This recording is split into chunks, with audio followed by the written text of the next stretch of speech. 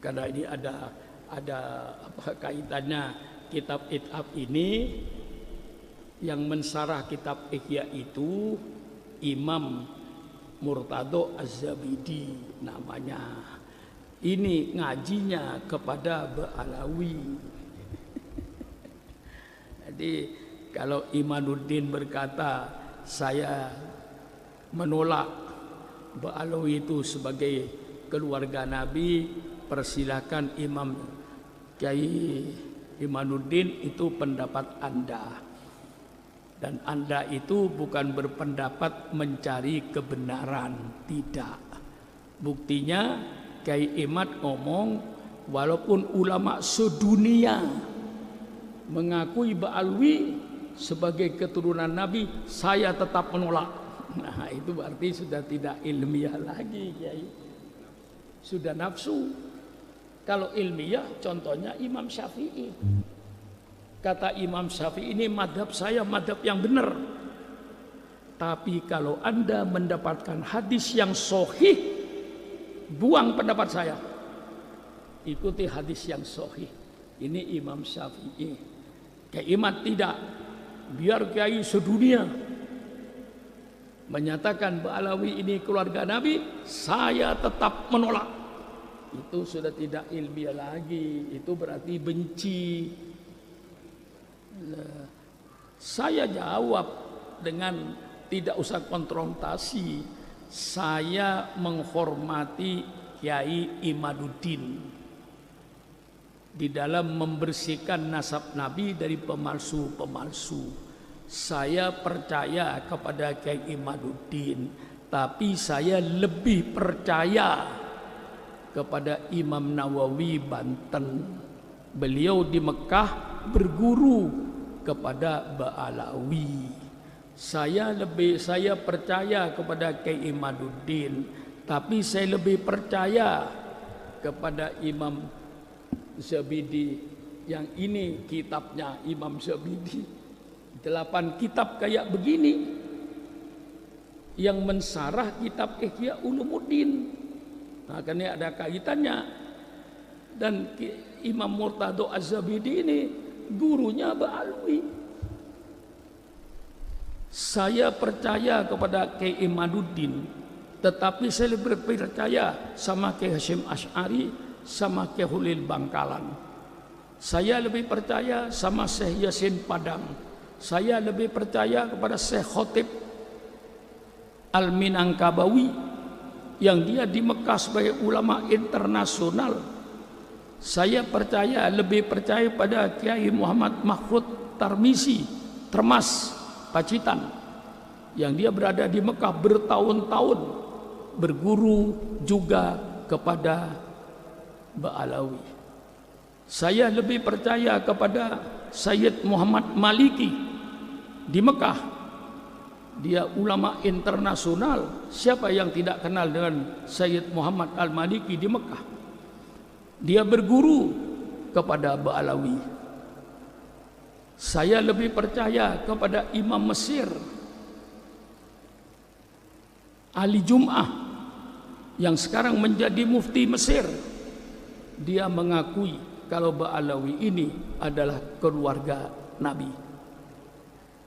Saya lebih percaya kepada Imam Ibnu Hajar Al-Haytami, seorang ulama fikih yang dia juga berguru kepada Ba'alawi. Dari Ba'alawi itu banyak aulia illahnya, banyak ulama-ulamanya. Nah, ini karena ini ada hubungannya dengan Imam Murtado Az-Zabidi, ini pengarangnya. 8 kitab kayak begini ini. Ini 1 jilidnya. 8 jilid kayak begini tebalnya. Ini bergurunya kepada Ba'alawi. Kalau kitab yang dipegang ke Imanuddin itu namanya kitab As-Syadratul Mubarakah, katanya kitab ini sudah 500 tahun yang lalu. Baik, mengapa kok baru ketahuan kitab ini? Kemana selama 500 tahun ini? Kok tidak ada ulama yang tahu kitab ini?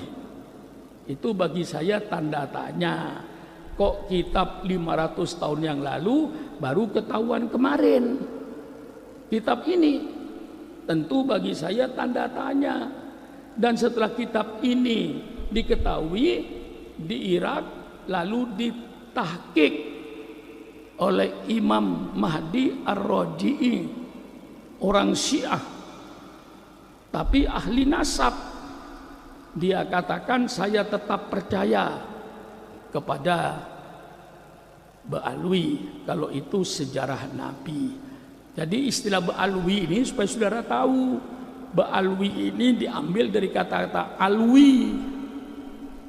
Alwi ini anaknya Ubaidillah, gitulah. Lalu turunan ke bawah dianggap Ba'alawi, Bani Ba'alawi, yang masuk ke Indonesia, ke seluruh dunia. Jadi Ba'alawi itu bukan di Indonesia saja. Nah, Kiai Imad hanya percaya kepada kitab yang sezaman. Kitab yang tidak sezaman dia tidak percaya, walaupun di sini dia menyebutkan adanya Ubaidillah. Kiai Imaduddin berkata Ubaidillah itu tidak ada.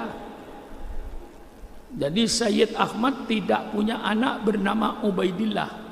Sedangkan Ba'alawi ini dari Habib Alwi mengaku saya anaknya Ubaidillah. Ubaidillah anaknya Ahmad, Ahmad anaknya Isa, Isa anaknya Muhammad, Muhammad anaknya Ali, Ali anaknya Ja'far Shadiq, Ja'far Shadiq anaknya Muhammad Bakir, Muhammad Bakir anaknya Zainal Abidin, Zainal Abidin anaknya Sayyidina Husain, Sayyidina Husain anaknya Sayyidina Ali dan Sayyidina Fatimah.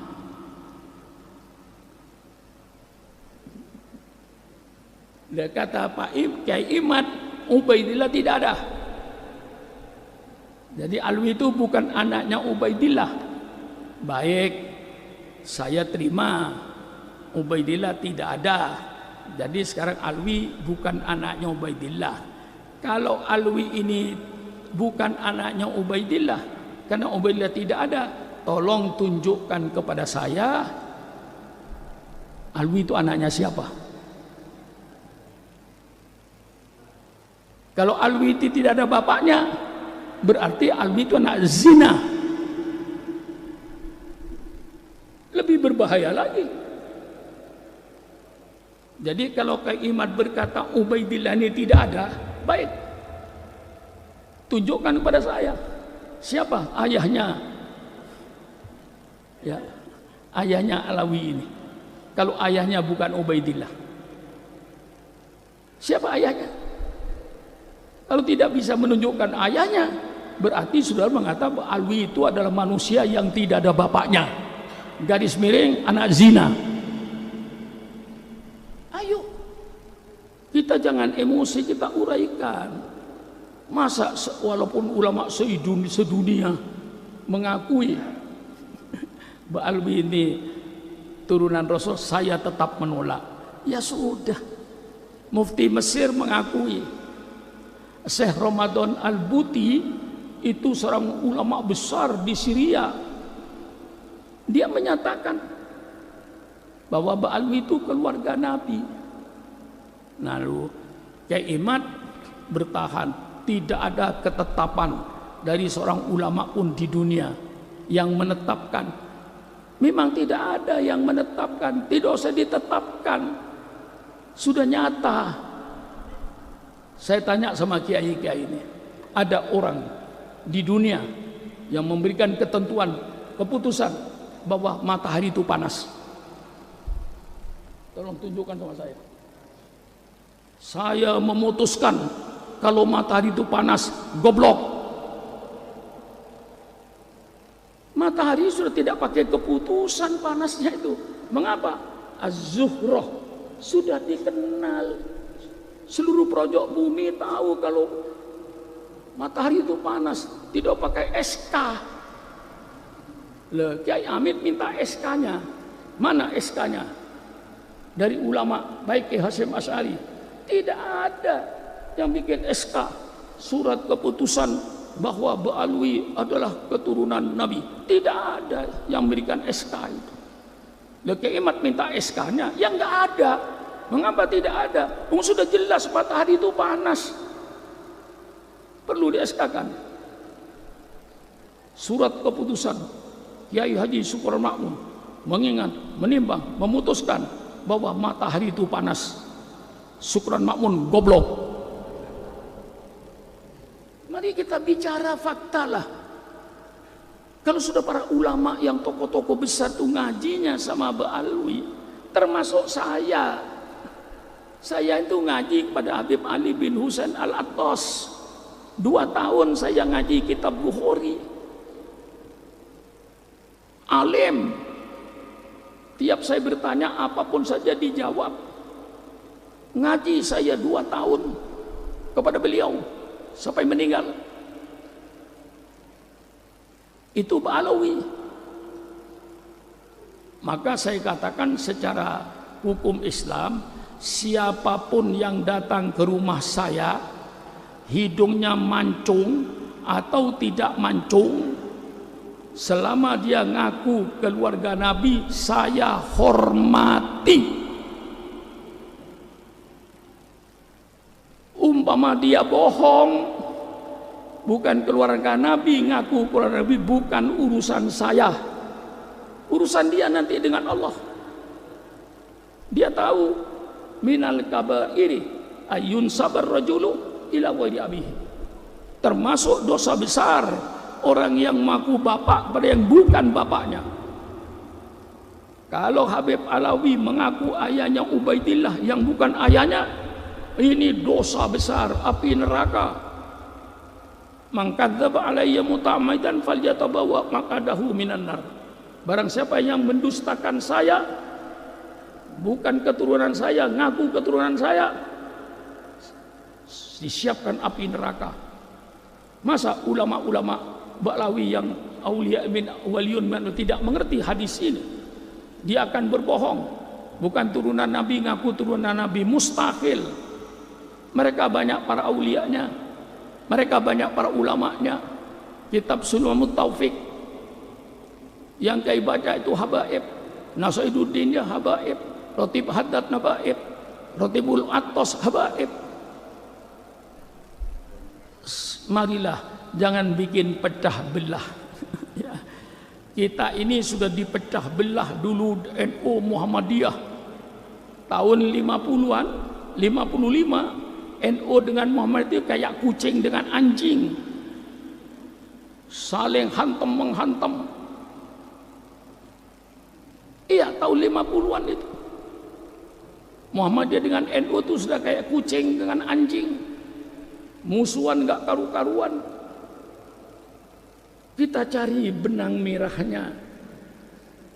Setelah ketemu benang merahnya bahwa Muhammadiyah dengan NU ini tidak ada perbedaan prinsip, hanya perbedaan furu. Muhammadiyah subuh tidak baca kunut, Syukron Makmun baca kunut. Yang sholat subuh tidak baca kunut masuk surga. Orang yang sholat subuh kayak Syukron Makmun baca kunut, insya Allah pahalanya lebih besar. Kedua-duanya masuk surga. Yang masuk neraka yang tidak sholat subuh. Mari kalau bicara dengan saya terbuka, belak-belakan. Muhammadiyah sembahyang tarawih 8 rakaat, insya Allah masuk surga.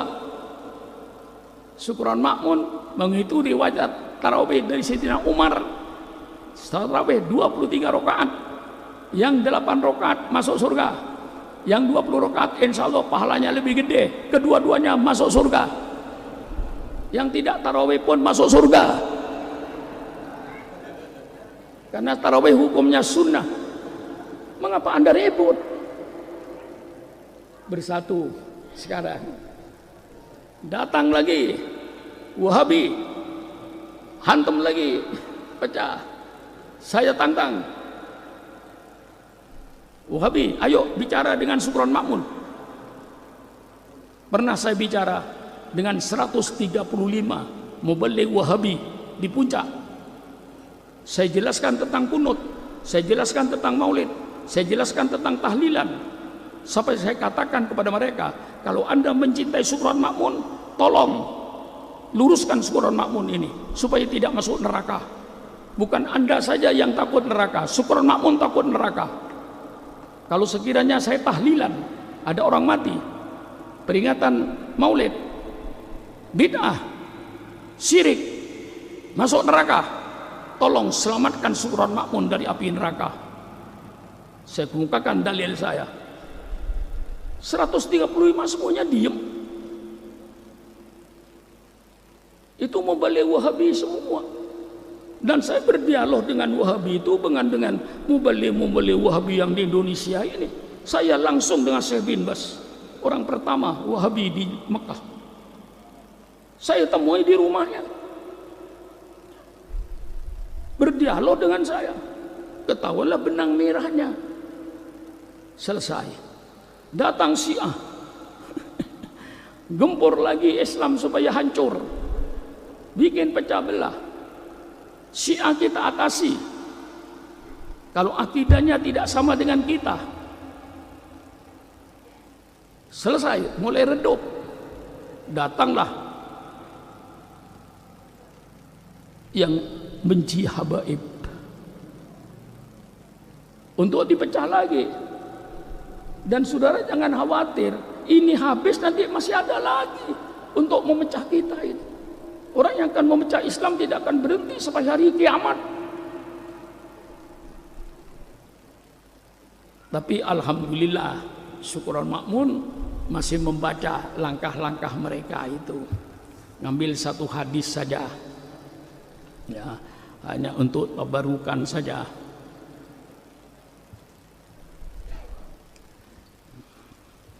Ya.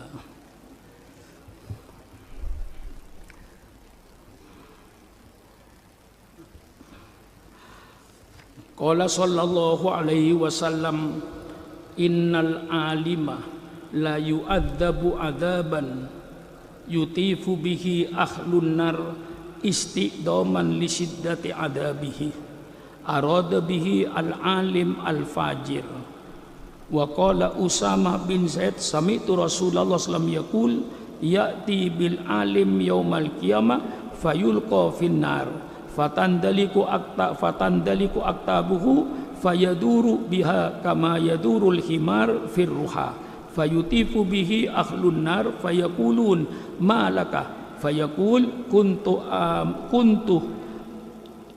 amuru bil khairi wala atihi wa anha anis syarri wa atihi innama yud'afidu adabal alim fi maksiatihi li'annahu aso an ilmin.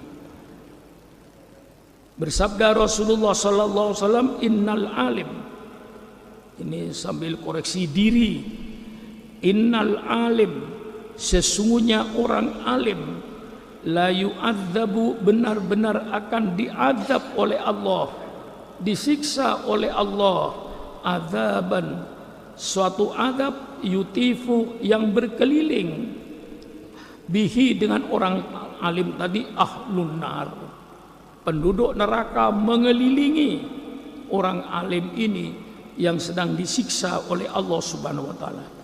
Istiqdoman, membesarkan, li syiddati adabi, karena dahsyatnya adab Allah terhadap orang alim. Na'udzubillah min dalik. Nanti orang alim akan diazab oleh Allah dengan adab yang pedih. Orang ahli neraka mengelilingi semuanya. Arada bihi al-alim al-fajir. Yang dimaksud oleh Nabi di sini orang alim yang ahli maksiat. Alim main judi, alim main perempuan, alim minum minuman keras. Dia ngerti kalau minuman keras itu haram, tapi dia minum. Dia tahu kalau berjudi itu haram, tapi dia berjudi. Dia tahu kalau berzina itu haram, tapi dia melaksanakan perzinaan. Itulah al-alim al-fajir. Wa arada al-alim al-fajir wa qala Usama bin Zaid, berkata Usama bin Zaid, sami'tu Rasulullah, saya telah mendengar Rasulullah SAW yaqul, bersabda, yu'ta bil alim, didatangkan dengan orang alim, yaumal qiyamah, pada hari kiamat, fayulqa finnar, maka orang alim tadi dilempar di api neraka. Fatandaliku aktabuhu, maka keluarlah ususnya. Usus itu bisa 10 meter itu. Maka keluarlah ususnya. Fayaduru, maka dia berputar dengan ususnya itu. Kama yadurul himar, sebagaimana berputarnya himar dengan talinya ketika dia diikat ini patok, himar talinya diikat ke patok itu, himarnya keliling. Dengan ususnya dia keliling. Fayutifu bihi ahlun nar, maka berkeliling di orang alim itu orang ahli neraka. Fayaquluna, maka mereka orang berkata ahli neraka, malakah, apa yang terjadi bagi engkau hai orang alim? Mengapa engkau begitu hai orang alim? Fayaqulu, maka berkata orang alim tadi, kuntu amuru bil khairi, saya ketika di dunia selalu menyuruh orang berbuat baik. Wala atihi, tapi saya sendiri tidak pernah berbuat baik. Wa anha anisyar, dan saya di dunia selalu melarang orang berbuat jahat. Wa atihi, tapi saya yang berbuat jahat. Itulah sebabnya orang alim itu innama yudha'afu adabul alim fi maksiatihi, maka sesungguhnya Allah melipat gandakan adabnya orang alim karena dia dalam bermaksiat itu dengan ilmu. Lain orang bodoh. Orang bodoh bermaksiat, orang alim bermaksiat, orang bodoh bermaksiat karena tidak tahu. Seandainya ada orang irian, mu'allaf baru masuk Islam, dia makan babi, tidak dosa, karena dia belum tahu kalau babi itu diharamkan, baru masuk Islam. Nah, itu bedanya. Tetapi orang alim makan babi, bukan dia tidak tahu kalau babi itu haram, dia tahu. Kalau babi itu haram, dia kerjakan. Itu sebabnya orang alim itu diazab oleh Allah 2 kali lipat, 3 kali lipat daripada orang awam. Nah, ini sebagai usikum wa iyaya binafsi bitaqwallah. Malah dalam kitab Zubat lebih dahsyat lagi, bahwa orang alim nanti, orang alim akan diadab oleh Allah, fa'alimun bi ilmihi lam ya'malan mu'adzabun min qabli ubadil wathan.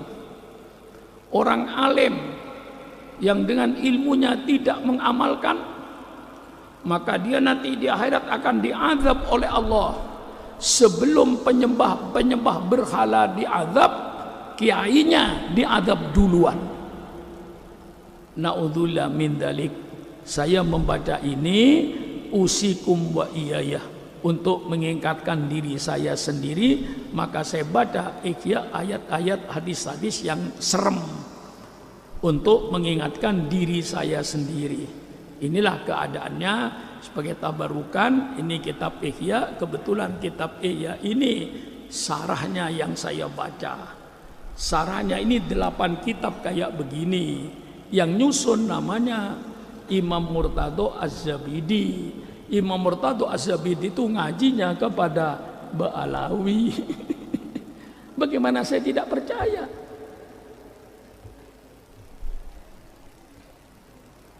Itulah, maka kalau saya percaya kepada Kiai Imad, tapi saya lebih percaya kepada Hadratus Syekh Hasyim Asy'ari. Termasuk pendiri Muhammadiyah yang namanya Kiai Dahlan, ngajinya sama Ba'alawi juga di Mekah. Dengan Hadratus Syekh Asy'ari itu Kiai Dahlan satu guru. Pertama ngajinya kepada Kiai Soleh Darat Semarang. Kiai Soleh Darat ngajinya dari Mekah. Hadratus Hasyim Asy'ari bersama Kiai Dahlan pernah ngaji sama Kiai Soleh Darat, Semarang. Dari situ baru ke Mekah. Kiai Soleh Darat juga belajar sama Ba'alwi. Hadratus Qasim Asy'ari bersama-sama Kiai Dahlan pendiri Muhammadiyah, gurunya di Mekah sama. Maka sebenarnya Muhammadiyahnya Kiai Dahlan dengan NU tidak ada bedanya. Saya punya bukunya, Muhammadiyah zamannya Kiai Dahlan. Saya punya kitabnya. Suatu nanti saya bawa ke sini. Cuman tulisannya ini tulisan Arab Jawa. Ya, di situ ditulis, dikeluarkan dari perpustakaan Muhammadiyah Jogja. Zaman Muhammadiyah zamannya Kiai Dahlan, tarawihnya 23 rakaat, subuhnya baca kunut. Persilakan pengurus Muhammadiyah datang sama saya tunjukkan kitabnya. Cuman kitab ini ya lama tertutup. Nah, dibuka fikih pada zaman Kiai Dahlan, kunutan. Persilakan Muhammadiyah yang tidak terima datang sama saya tunjukkan kitabnya. Kiai Dahlan tarawih 23 rakaat. Dalam buku yang saya baca ini, ya ini relatif berubahnya fikihnya Muhammadiyah ini setelah kemasukan pengurus yang datang dari Sumatera Barat. Pengikutnya Imam Bonjol itu mulai berubah, dan berubah mutlak setelah di Pekalongan. Saya punya. Saya pikir kalau begitu Kiai Dahlan benar. Saya telusuri, betul Kiai Dahlan pendiri Muhammadiyah ini adalah gurunya Kiai Soleh Darat Semarang bersama Hadratus Qasim Asy'ari. Setelah itu dia ke Mekah. Di Mekah gurunya sama. Maka waktu mendirikan Muhammadiyah dengan mendirikan NU itu tujuannya sama. Hanya beda nama. Segala perbuatannya sama, tidak ada bedanya antara Muhammadiyah dengan NU pada zamannya Hadratus Syekh. Nah, setelah itulah saya baca sejarahnya, mulai ada perubahan setelah kemasukan pengurus yang datang dari Sumatera Barat, diantaranya dari muridnya Imam Bonjol. Imam Bonjol itu Wahabi. Kalau ini saya tidak menuduh Wahabi, tidak, cuman muridnya. Nah, disitulah mulai ada perubahan. Terbongkar fikihnya Kiai Dahlan ini dengan tulisan huruf Arab tapi bahasa Jawa. Ketahuan benang merahnya. Kita dengan Muhammadiyah tidak ada masalah. Datang ini sekarang sedang dipecah antara ulama NU dengan para habaib. Kalau ini pecah, inna lillahi wa inna ilaihi rajiun. Kuatnya Islam di Indonesia ini karena kerjasamanya Robitoh Alawiyah bersama-sama dengan Nahdlatul Ulama ketika berdiri tahun 26 itu ada perjanjian kerjasama. Masa tokoh-tokoh NU seperti Kiai Wahab, seperti Kiai Holil Bangkalan, seperti Kiai Hasyim Asy'ari tidak mengerti hal ini? Lah inilah saudara, maka sudahlah sekarang ademkan. Kalau Kiai Imad tidak percaya bahwa Ba'alwi itu turunan Rasulullah, sudahlah Anda yang tidak percaya. Tapi tidak usah memaksa Sukron Makmun untuk percaya seperti saudara. Saya mempunyai jalur dan insya Allah lebih kuat. Saya berguru pada Sayyid Muhammad Al-Maliki di Mekah. Saya dikasih silsilah nasab. Cuman saya tidak sempat menghafal.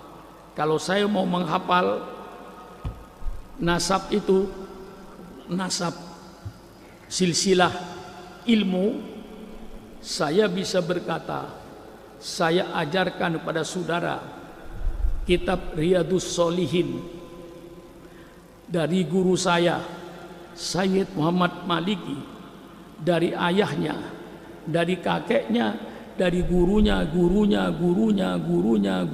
bergurunya sampai kepada Imam Nawawi. Saya kalau mau mengajar kepada saudara, saya bawa sanadnya, saya bisa mengajar.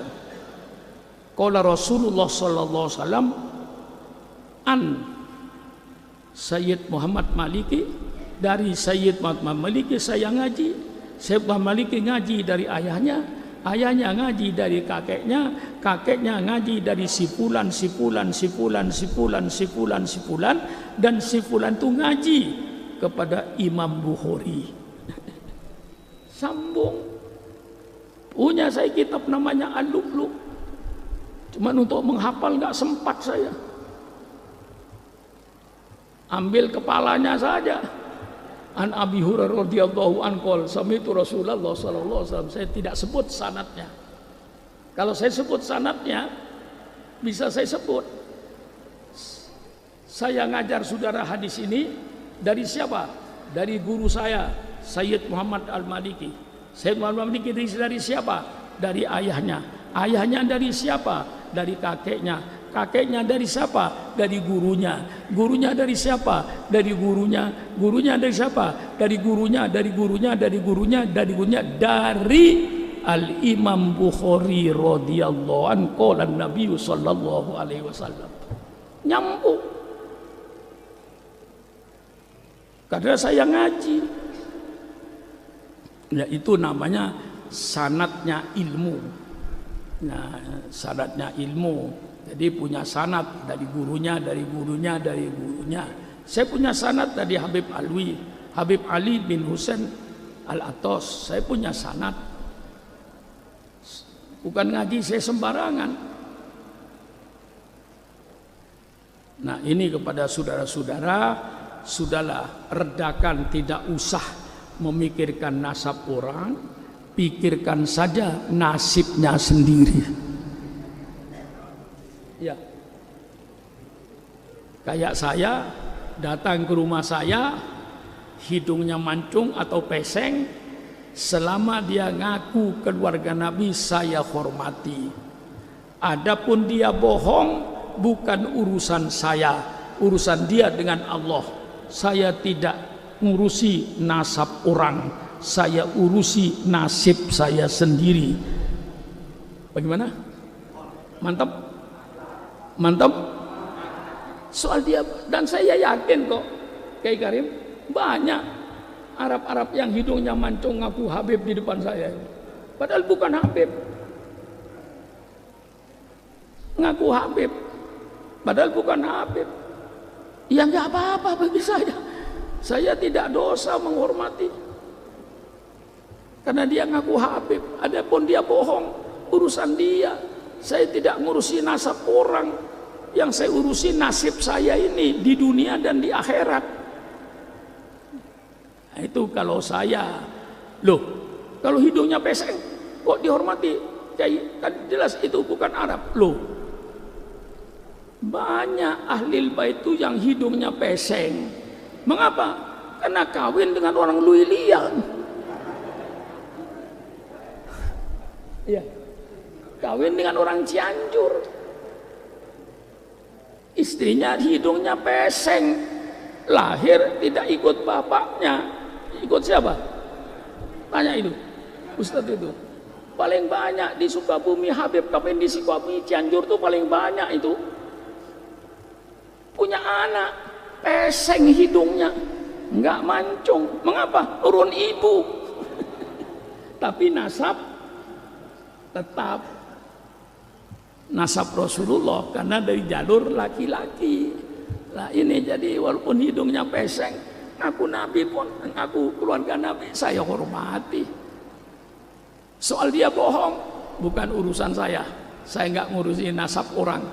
Yang saya urus nasib saya, yang saya urus sholat saya, yang saya uruti dzikir saya, yang saya uruti ibadat saya. Nah, saya tidak ngurusin nasab orang. Untuk apa sibuk dengan nasab orang sehingga lupa sholat? Nah inilah mungkin sebagai tambahan. Sekian, wassalamualaikum warahmatullahi wabarakatuh.